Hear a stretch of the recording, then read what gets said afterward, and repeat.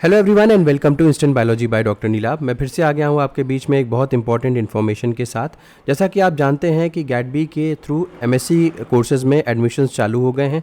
अब इसमें बहुत सारी यूनिवर्सिटीज़ ने अपने अपने पोर्टल के ऊपर एडमिशन फॉर्म्स अपलोड कर दिए हैं। आज उसी सिलसिले में मैं आपसे सेंट्रल यूनिवर्सिटी ऑफ राजस्थान के बारे में बात करने जा रहा हूँ। सेंट्रल यूनिवर्सिटी ऑफ राजस्थान में एमएससी बायोटेक्नोलॉजी का कोर्स चलता है। इस वीडियो को आप लास्ट तक ज़रूर देखिएगा, किस तरीके से आप अप्लाई कर सकते हैं, क्या प्रोसेस है, इस सब की डिटेल्स मैं इस वीडियो में आपको देने वाला हूँ।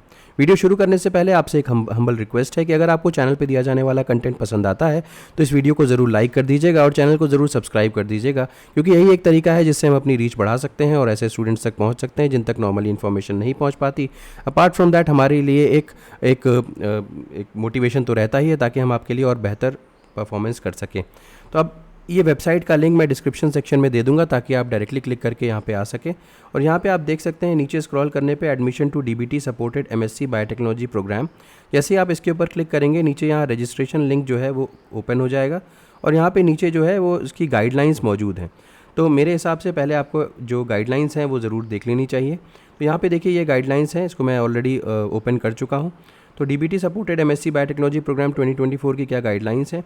तो अब देखिए यहाँ पे आप देख सकते हैं notification for admission along with eligibility criteria जो है वो ऑन और बिफोर 20 जून आ जाएगा। लास्ट डेट जो है अप्लाई करने की वो 10 जुलाई है।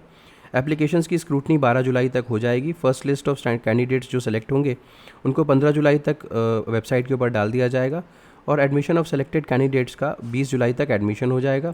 फाइनली वैकेंट सीट्स की डिटेल्स 23 जुलाई तक आ जाएंगी वेबसाइट पे और फीस की डिटेल्स जो सेकंड काउंसलिंग में या सेकंड राउंड ऑफ एडमिशन में स्टूडेंट्स के लिए होंगी वो 28 जुलाई तक आ जाएंगी।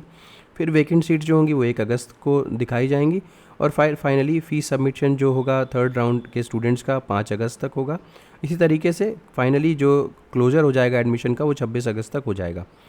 अब नीचे स्क्रॉल करते हुए जाएंगे तो आप देखेंगे कि यहाँ पे एलिजिबिलिटी क्राइटेरिया दिया हुआ है। अगर आपके पास बैचलर्स डिग्री है microbio, zoology, botany, life science, biochem, genetics, biotechnology, medicine, pharmacy या किसी भी और डिसिप्लिन में बायोलॉजिकल साइंस के, जिसमें कि as one of the major subjects biological science one of the major subjects हो विद मिनिमम 50% मार्क्स या इक्विवेलेंट ग्रेड, तो आप यहाँ पे अप्लाई कर सकते हैं। ठीक है, अब यहाँ पे टोटल नंबर ऑफ सीट्स 10 है, जिसमें एससी की 1 है, एसटी की 1 है, ओबीसी की 3 है, ईडब्ल्यूएस की 1 है और अनरिजर्व्ड कैटेगरी की 4 सीटें हैं। नेक्स्ट अगर हम देखें तो याद रखिएगा कि आपको यहाँ पे एडमिशन लेने के लिए गैट बी का एग्ज़ाम क्वालिफाई करने की ज़रूरत है, उसी के बेसिस पे यहाँ पे सिलेक्शन होगा। यहाँ पे लिस्ट ऑफ डॉक्यूमेंट्स जिनकी ज़रूरत पड़ेगी वो है आपका गैट बी का score card, birth certificate, caste certificate, EWS certificate, marksheet, degree certificate और अंडरटेकिंग, इनकी ज़रूरत आपको पड़ेगी।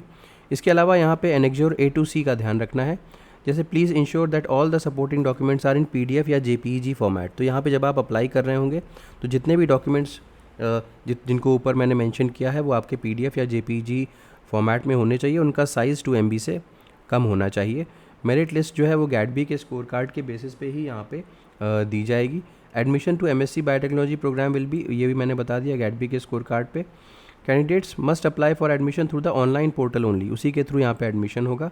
जितनी भी नेसेसरी इन्फॉर्मेशन होगी वो ईमेल, SMS, व्हाट्सएप के ज़रिए आपको इन्फॉर्म कर दिया जाएगा। तो इसीलिए जो भी आप यहाँ पे अपना ईमेल आईडी या मोबाइल नंबर वगैरह डालें वो करेक्ट डालें। आप यूनिवर्सिटी वेबसाइट को रेगुलरली विजिट करते रहें। रिजल्ट अवेटेड कैटेगरी के स्टूडेंट्स भी एलिजिबल हैं अप्लाई करने के लिए, बस उनको अपना गिवन टाइम पे अपना सारा फॉर्म वगैरह सबमिट करना होगा। अब यहाँ पे देखिए ये अप्लाई करने का लिंक दिया हुआ है, वैसे रजिस्ट्रेशन का लिंक जहाँ पे था वो भी यही सेम है। अब आपकी जो प्रिस्क्राइब फ़ी है फर्स्ट सेमेस्टर की 8,025 रुपये है, क्योंकि ये सेंट्रल यूनिवर्सिटी है तो ज़्यादा कॉस्टली नहीं है।